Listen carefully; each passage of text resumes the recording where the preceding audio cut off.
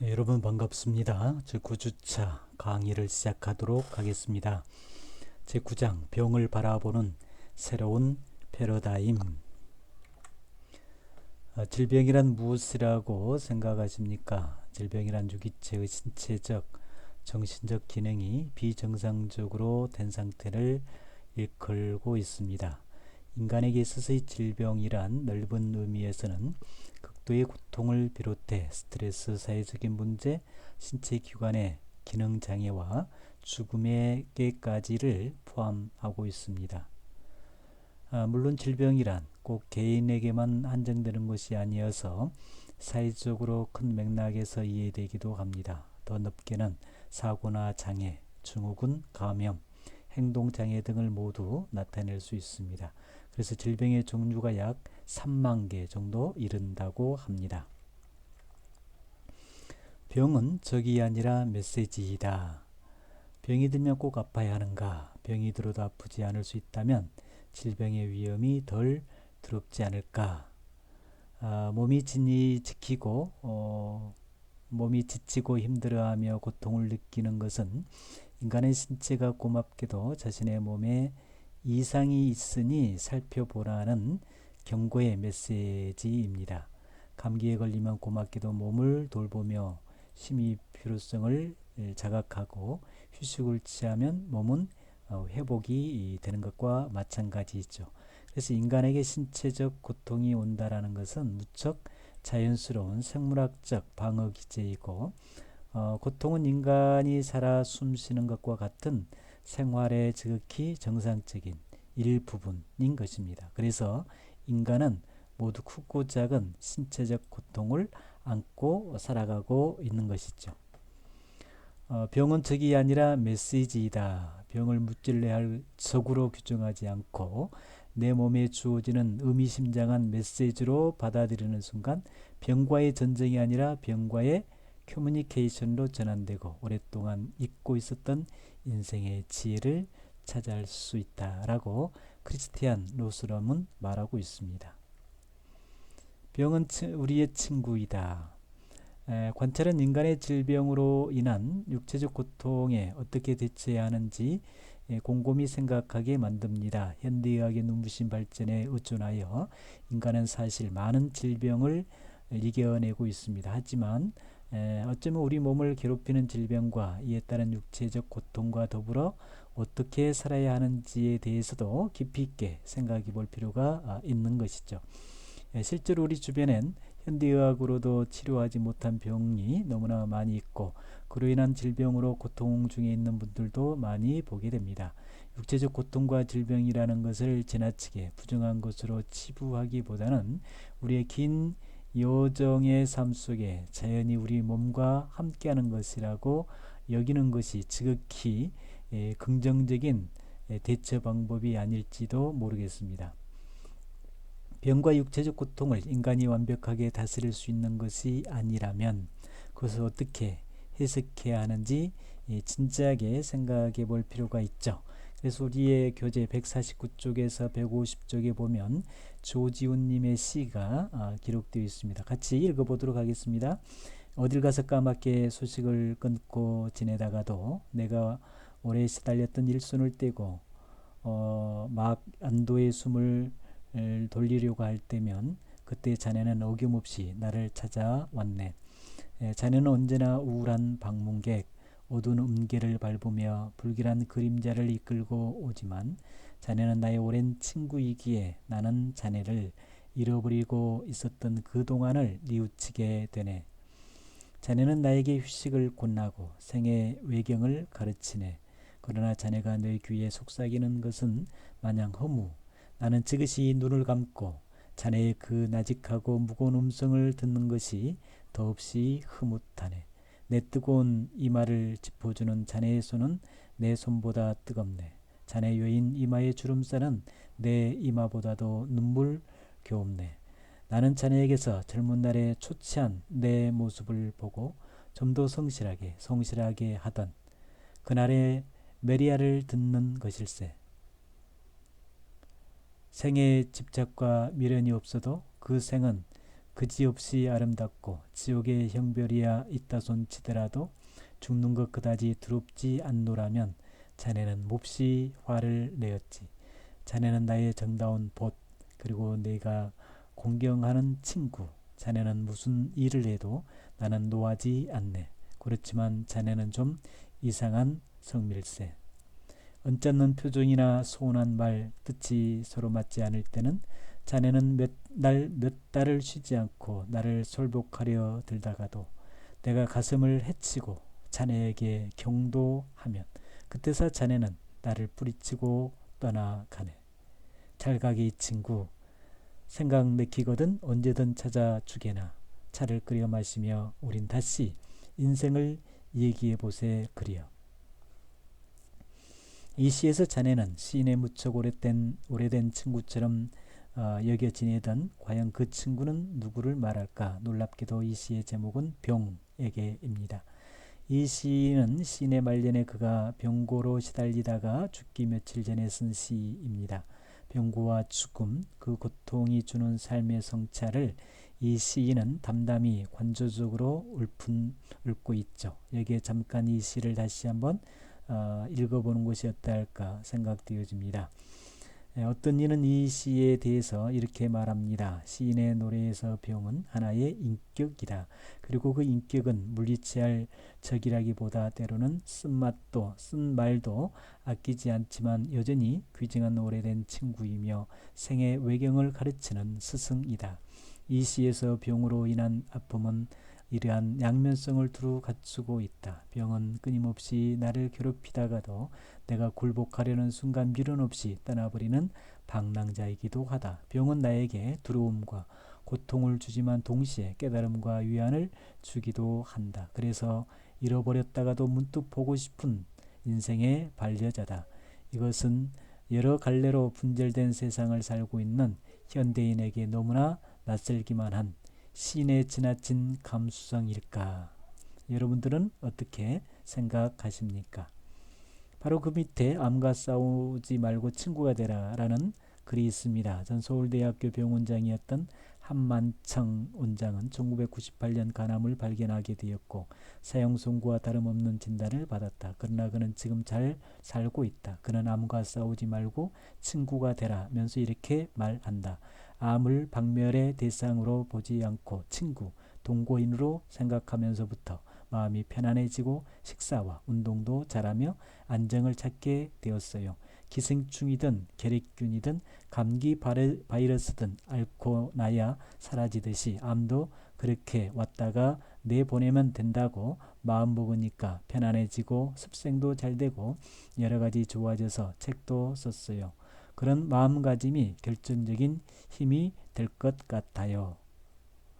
여러분들은 질병을 어떻게 생각하십니까? 무조건 치부하고 배척할 것이 아니라 질병이 가져다 준 의미가 무엇인지 우리가 생각하고 그것을 어떻게 정립하느냐에 따라서 내 삶의 방향이 달라지게 되고 그리고 결국 그 결과는 다르게 나타나게 되지 않을까 싶습니다. 세 번째, 고통에는 뜻이 있다.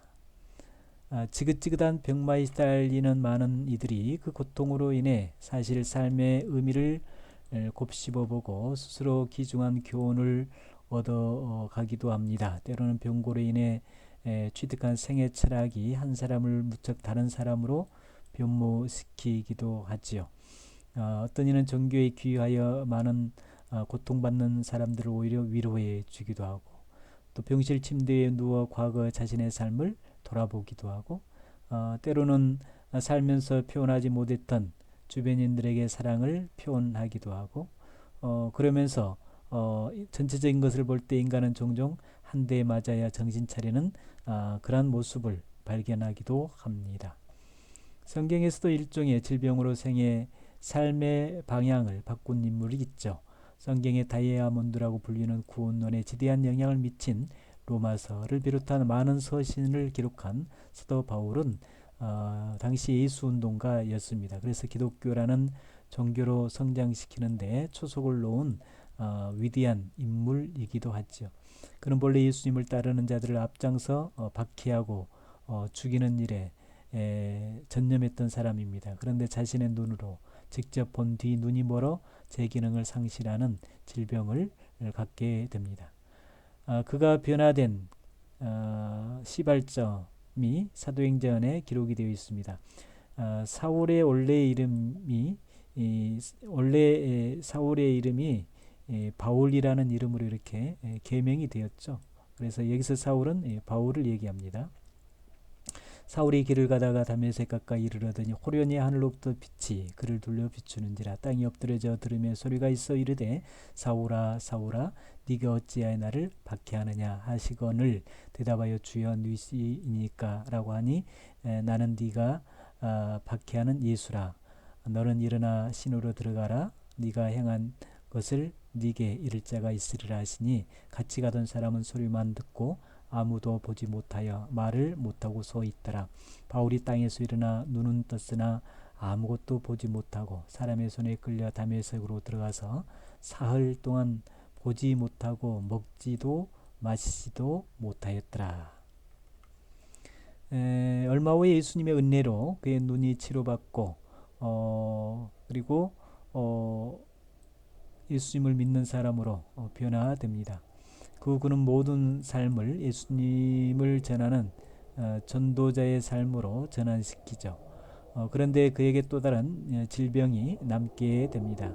이 질병을 흔히 간질이라고 표현하는데 정확하게 어떤 병인지는 알 수 없지만 바울 자신이 고백에 의하면 육체의 가시로 표현해 주고 있습니다. 그래서 그가 고백한 내용을 보면 여러 계시를 받는 것이 지극히 크므로 너무 자고하지 않게 하시려고 내 육체의 가시 곧 사탄의 사자를 주었으니 이는 나를 쳐서 너무 자만하지 않게 하려 하심이라. 이것이 내게서 떠나가게 하기 위하여 내가 3번씩 주께 기도를 한 거죠. 간구하였더니 나에게 이르기를 내 은혜가 네게 족하다. 이는 내 능력이 약한 데서 온전하여 짐이니라 하신지라. 이러므로 도리어 크게 기뻐함으로 나의 여러 약한 것들에 대하여 자랑하리니 이는 그리스도의 능력이 내게 머물게 하려 함이라. 그러므로 내가 그리스도를 이유하여 약한 것들과 능력과 궁핍과 박해와 곤고를 기뻐하노니 이는 내가 약한 그때의 강함이라 라고 표현하고 있습니다. 바울은 많은 사람들에게 예수 그리스도를 전도하는 데 앞장섰는데 그의 질병이 선교 사업에 크나큰 장애물이 되기도 했을 것입니다. 육체적 고통도 컸겠지만 예수님을 믿는 사람의 표본으로서 건강한 모습을 보여줄 수 없다라는 것이 더 큰 고통이었다라는 것이겠죠. 그는 그 병으로 치유받기 위하여 하나님께 3번씩 간절히 기도를 했지만 낫지를 않았습니다.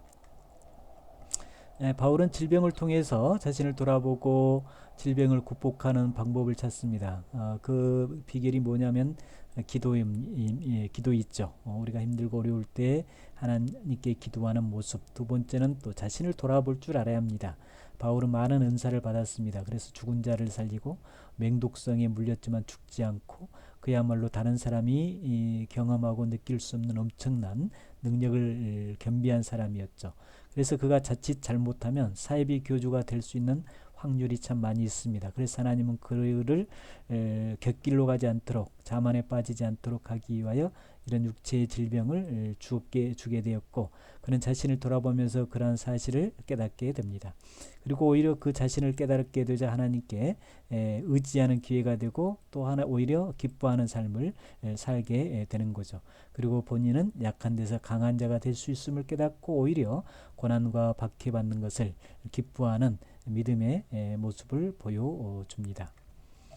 인간의 약함은 오히려 온전함과 강함으로 끌어내기 때문에 어떤 어려움도 극복할 수 있는 바로 힘이 될 수 있습니다. 그래서 육체의 질병을 어떻게 생각하고 받아들이느냐에 따라서 삶의 질이 달라질 수 있다. 그러므로 고통에는 뜻이 있음을 우리가 깨달아야 될 것 같습니다. 고통 후에 폭풍을 잠재우는 명약은 과연 있는가? 무엇인가? 병은 고통받는 많은 이들의 삶의 철학에 지대한 영향을 주었죠. 사도 바울의 사례를 통해서도 오히려 병이 긍정적인 결과를 낳게 됩니다. 그리고 어떤 사람은 길고 처참한 병고로 자신뿐만 아니라 또 가족까지도 또 피폐해지는 일도 발생하기도 하죠. 그래서 질병과 외로운 투쟁 가운데 환자가 어떤 태도를 위하여 되는지 이 주변인들의 역할이 또 매우 크다라고 보여줍니다. 병의 결과로 다리를 잃은 사람이 있다면 그는 평소에 즐기던 달리기를 못하게 하는 그 심리적 박탈감과 우울증에 빠질 수가 있죠. 그래서 병으로 인한 고통은 치료 후에도 여전히 심리적이고 정신적인 고통을 이렇게 낳게 됩니다. 그래서 에릭 제이 카셀의 그의 저서에서 고통받는 환자와 인간에게 모르진 의사를 위하여라는 책에서 현대의학은 앞으로 질병의 극복과 함께 환자의 고통이라는 것을 좀 더 총체적으로 극복해야 하는 방향으로 나가야 된다라고 얘기합니다. 그래서 육체적 병의 고통에는 의사 외에 많은 사회적 관심과 참여가 또 요구된다라는 것이고, 또 신체적 결함이 있는 이들을 돕는 많은 기구와 도움이, 또 가까운 가족들의 친밀한 협조와 사랑, 또 신체적 고통 이후에 폭풍을 잠재우는 명약이 바로 여기에 있음을 말해주고 있습니다. 무엇보다 질병의 결과로 육체적 고통을 겪는 환자야말로 그 어떤 말보다 위로가 될 수는 없죠. 따라서 환자에 대한 따뜻한 사랑과 관심과 위로와 격려, 그리고 또 신앙심이 필요하지 않을까 싶습니다. 성경에 보면 그 욥이라는 사람이 있습니다. 욥이 그러한 질병을 어떻게 극복하게 됐는가 대표적인 사례로 생각해 볼 수 있는데, 그는 온전하고 정직하였고 또 하나님을 경외하면서 악에 떠난 삶을 산 사람이었습니다. 그리고 그는 10명의 자녀 중에 아들이 7이고 딸이 3이 있었고, 또 동방에서 가장 훌륭한 자이며 재벌이기도 했습니다. 그런데 한순간에 모든 재산을 다 잃어버렸습니다. 그리고 사랑하는 자식들도 죽음을 당했습니다. 그뿐만 아니라 질병까지 얻게 되는데 중병에 걸리게 됩니다. 한마디로 쓰나미 같은 고통을 당하게 된 것이죠. 그가 하나님 앞에 고통을 호소하며 부르짖을 때 그 친구들이 찾아와서 위로의 말을 하죠. 그런데 실은 위로의 말을 하는 것이 아니라 그가 왜 그런 병에 걸렸는지 이렇게 전문적으로 분석해 주고 있습니다. 그래서 친구들의 조언은 당시 가치관으로 틀린 말은 아니지만 욥은 오히려 그 마음이 상하여 그들의 조언을 들으려 하지 않고 하나님을 찾게 됩니다. 결국 하나님은 욥이 옳고 친구들이 옳지 않았다고 선언해 주고 있죠. 그래서 친구들의 조언은 마치 교통사고를 당하여 가족을 잃고 자신마저 장애가 된 사람에게 위문 가서 안전운전과 차량 점검의 당위성만 설명해 주는 것과 같다라고 보면 됩니다. 그래서 환자에게 필요한 것은 뭔가 그저 손을 꼭 잡아주고 곁에 있어준 것만으로도 큰 위로가 될 수 있습니다. 그래서 잠언 14장 10절에 보면 마음의 고통은 자기가 알고 마음의 즐거움은 타인이 참여하지 못한다는 말씀인데, 이걸 좀 더 쉽게 풀어보면 마음의 고통은 남이 모르고 기쁜 마음도 역시 모른다라는 얘기있죠. 그래서 기쁨과 슬픔도 함께 나눈다는 것이지, 사실 인간의 고통과 기쁨은 무척 고유하고 독립적인 것이기 때문에 타인은 그 깊은 속을 알 수 없는 법입니다.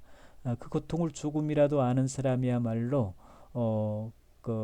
말할 자격이 있음을 보게 되죠. 그래서 우리가 고통 중에 있는 사람들에게 어설픈 조언을 하다가는 오히려 더 큰 상처를 줄 수 있음을 생각해 봐야 합니다. 병으로 인한 고통의 폭풍을 완화시키려면 고통받는 자의 아픔을 공감하는 마음이 가장 절실한 마음이 아닐까 싶습니다. 아픈 몸과 건강한 마음. 자, 무서운 질병 앞에 의연해지기란 쉽지가 않죠. 하지만 질병을 어떻게 이해하고 받아들이냐에 따라서 때로는 매우 의미 있는 삶의 열매로 연결되어질 수 있습니다. 그래서 환자들의 고통은 상대적이라고 표현할 수 있죠. 그 환자의 인격적, 환경적 요소에 따라서 그 고통의 양도 달라질 수가 있습니다. 에릭 제이 카셀은 이렇게 말한다. 우리 교재 157쪽을 펴보시면 될 것 같습니다.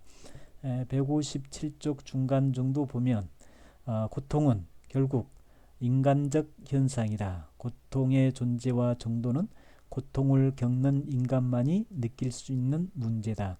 때때로 환자들은 전혀 고통스러울 것 같지 않는 상황에서 고통스러워하기도 하고 그 매우 고통스러울 것 같은 상황에서도 담담하기도 하다. 또 다른 사람들이 저 사람은 아주 고통스러워한다라고 말하는데 정작 당사자는 전혀 그렇게 느끼지 않는 경우도 있다.